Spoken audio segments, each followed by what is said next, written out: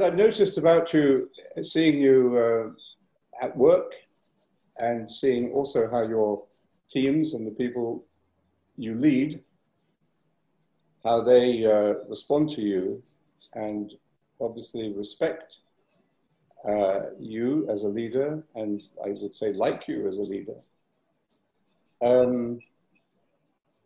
How has the meditation over the last few years, but also maybe especially during this time of crisis, when you, as you say, had to do make some difficult decisions, asking your employees to take a reduction in their salary, and dealing with many uncertainties about the future.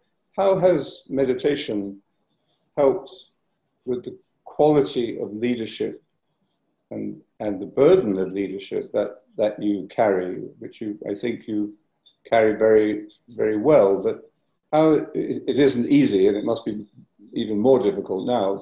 How has meditation helped you with that? I said earlier that I'm a beginner, I'm a novice, so I don't really feel, I don't know, qualified to talk about how meditation practice makes, makes better leaders, or whether I've changed as a leader. But just let me say that I'm only sharing this from my limited experience. Yeah.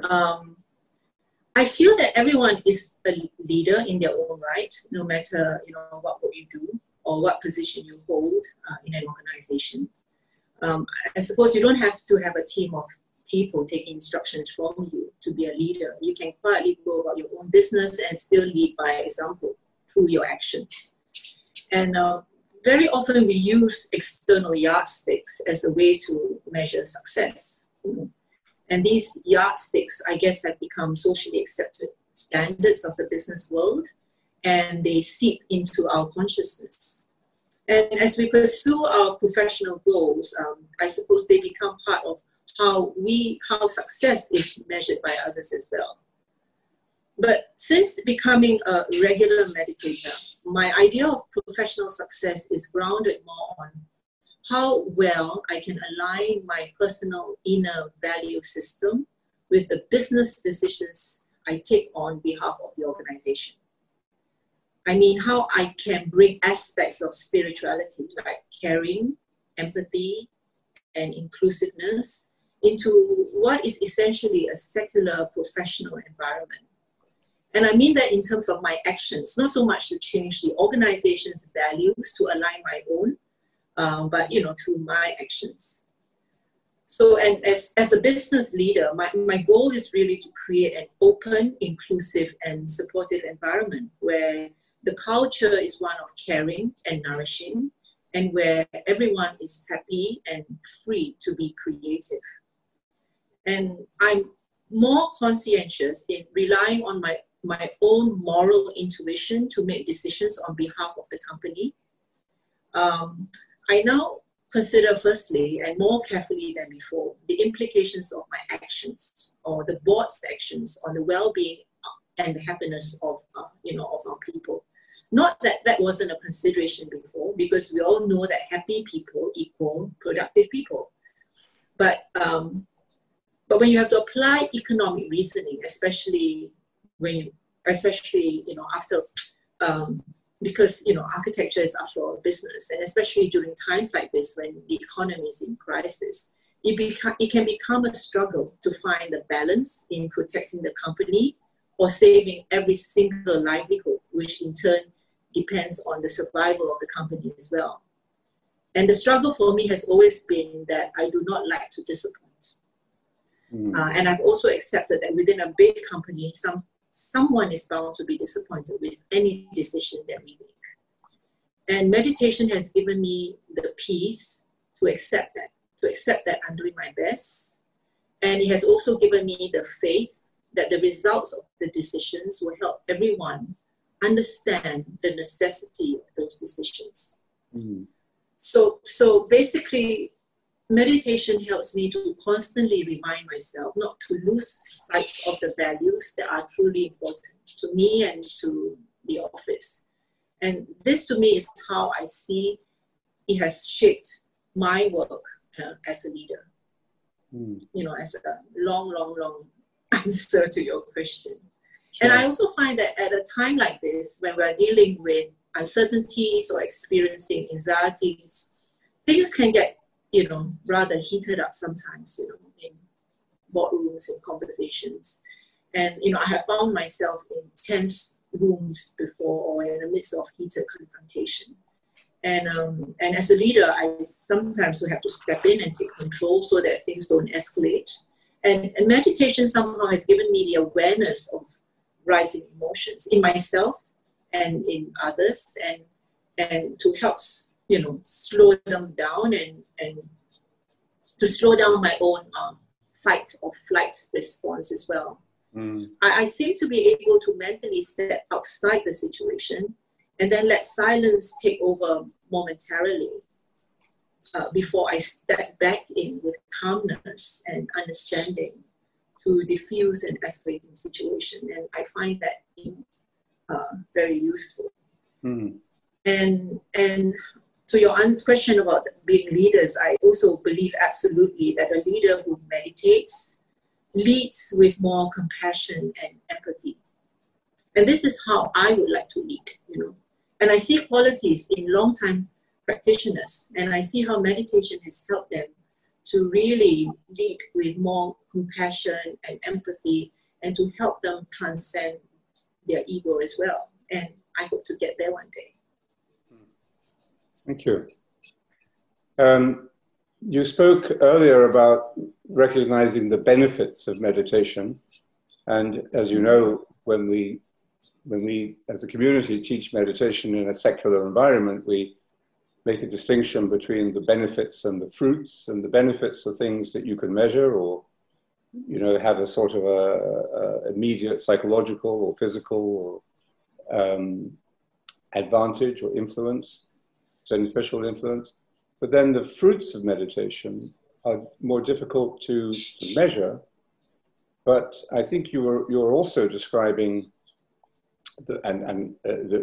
these qualities that emerge as, and you use the word spirituality, and in leadership you wanted to, and you want to keep the spiritual dimension open, but you lead a very diverse cultural team, and everybody feels at home with the way you've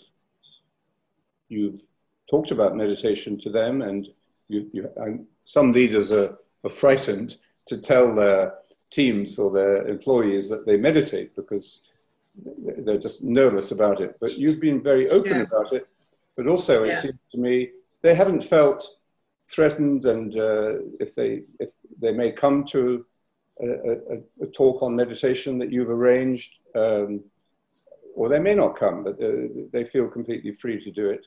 And many of them, of course, have started to meditate, not because you told them to, but because it was the right time for them, and maybe you also gave them an example that they could follow.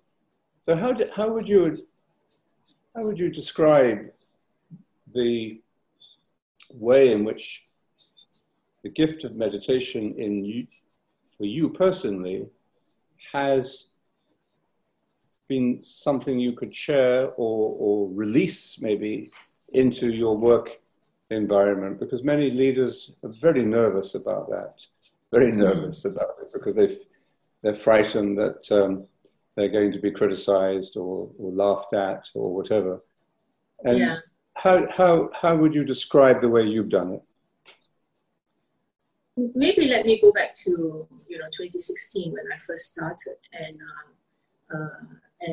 truly that was the first time when I attended your course. Was the first time that I was introduced to meditation. I've heard all about it. I know that people sit there, close their eyes, and and I really don't know what it's all about. So attending your course in 2016 was absolutely the first time that I was introduced to it. And I practiced it for the next 10 months or so, and I absolutely found all that wonderful benefits that we spoke about earlier, the fruits of meditation, how it has helped me day to day. And, and if you have received such a wonderful gift, I can't imagine why one would not share it with everyone, that surrounds me. So obviously in the office, in Singapore, we have 800 people in the office. And I really wanted to share this wonderful gift that I've just received with everyone. So remember in January 2017, thank you, Father Laurence, for holding the 4 sessions of workshop over 3 weeks. And I was quite delighted that we had 150 participants, if you remember. But mind you, having said that, there's 800 in the office and only 150 attended. Is that a good number? 150 out of 800, is that a good number? But I think what's wonderful is that the 150 stayed for all 4 workshops in over 3 weeks, and they still practice it. And I think what's nice too is that after the workshops ended, we immediately organized a group at your advice. We start at 8:35 a.m. in the morning for 20 minutes, ending at 8:55. And then we have a short chat, and then, work starts at 9 o'clock. And in the first few weeks, Kok Song or Peter very kindly came every Wednesday for a few weeks to help us out, to answer questions and to give pointers to those that are new to the practice, and to kind of help us get along. And that really worked. And like you said, what is nice is that not everyone is a Christian.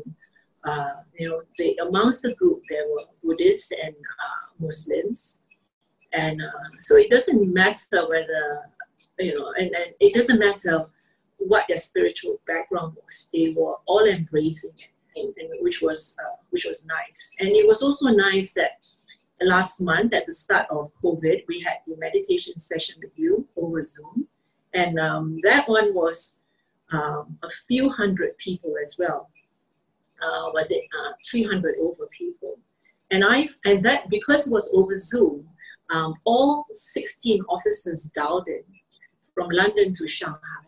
And again, we had people of all religion and races, and so that was nice. And to your question as to whether I was nervous in introducing this to the office, I never forced it upon anyone. It was just an open invitation. And I explained to them the benefits that I was receiving. And I think people were just curious about it. And once they got to know it, they found the benefits for themselves. They were gaining from it, and they embraced it in their own right. And I found that over the few years, when I share meditation with people, and because it's such a personal practice, I try not to be too pushy, because the ones that are indifferent don't really want to hear about it anyway. And the ones that are suspicious, or they see as a religious preaching or brainwashing, they will stop me immediately.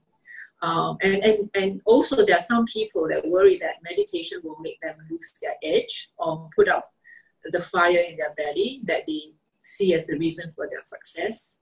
And they would tell me, or they would, that sorry, they don't need it. So I try to make a point not to be pushy. I mean, you can lead a horse to water, but you can't, make it drink.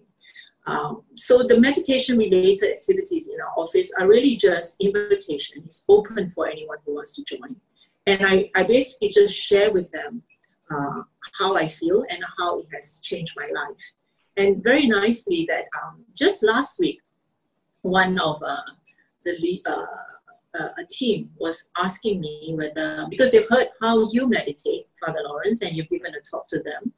I have actually never told my office how I meditate. Or they've heard, me talk about it in talks, or I've written about it, but I've never really spoken about it in a personal manner.